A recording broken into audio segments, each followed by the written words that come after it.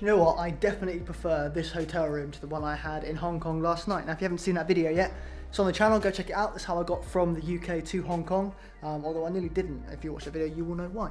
But anyway, we are here in Shenzhen, in China, because tomorrow morning we're going to the factory where the ultimate lenses are being produced, and I am stupidly excited for it because it's going to be amazing. And of course, taking you along for the entire thing as well. All that's really left for me to do is to show you the view out of that window and say I'll see you in the morning. We want to see the view. So that is Shenzhen. Shenzhen? One of the two. I think it just depends on what you want to say, but I always feel the need to make that noise. There you go.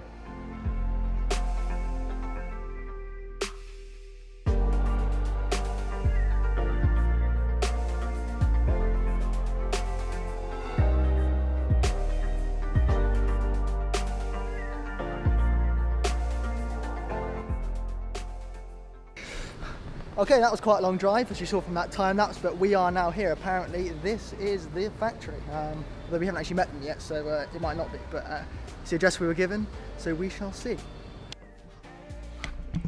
Okay, so absolutely brilliant day. I'm exhausted. It's now nearly midnight. I've had some food, looked through all the footage, looked through all the photos. Photos, really happy with. Footage, there are a few blanks, and the audio is terrible. It's so loud in that factory. I'm going to do a voiceover to tell you exactly what I was looking at. But yeah, here is the factory tour and what happened afterwards.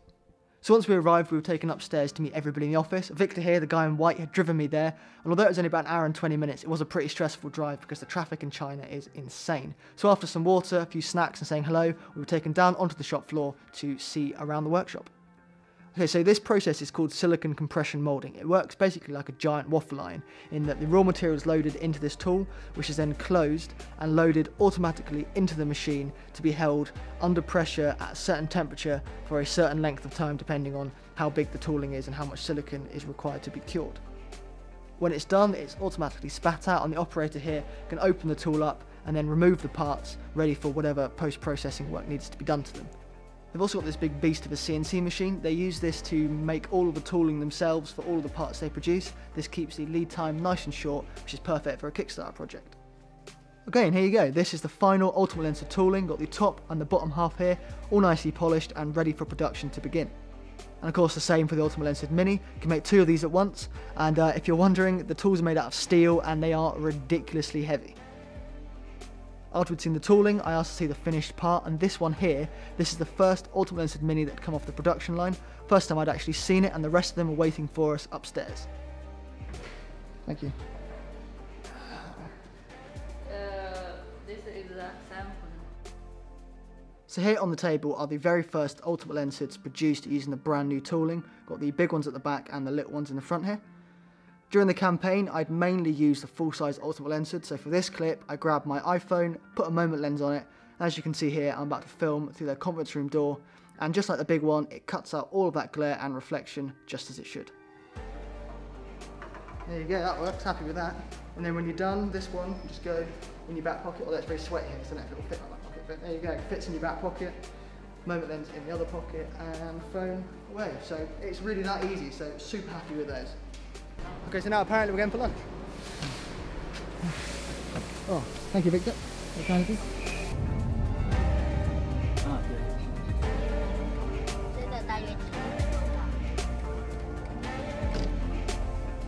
Apparently we're here.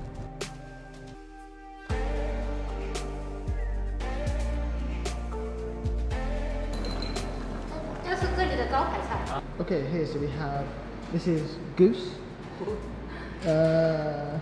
This is tofu, this is fried rice, literally fried rice. This is like some sort of cabbage, maybe bok choy or something. These are sort of chicken balls, I was advised to be careful with those. This is tea and like a sort of, we can't tell this is alcohol, like it's like a sweet vinegar. It's very, very nice. A soup, all fantastic. Or hen ham.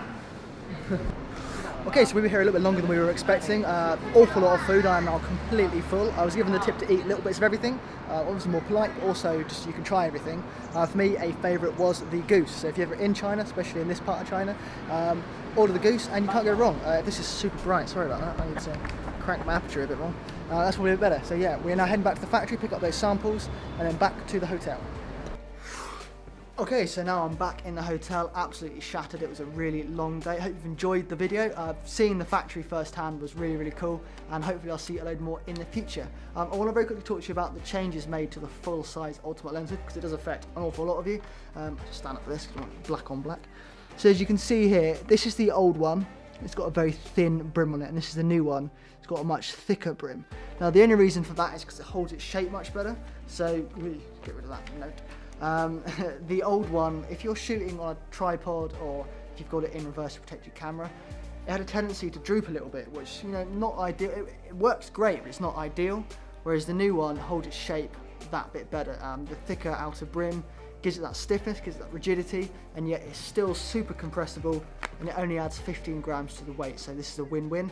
Also, in 3 places around the outside, it's got this ULH lettering, so it says ULH just here, here, and the same goes for the little one too, so really happy with those. I'm now going to go to bed because it's super late. I hope you've enjoyed this video. If you have, please subscribe and like the video, and comment below if you have any questions. Final thing from me is this campaign here, CARDPACKR, I mentioned before. It's now live and fully funded. If you're looking for an SD card holder, I would highly recommend this one. Magnets is awesome. Go check it out. Link is below. Thank you for watching, and I will catch you in the next one.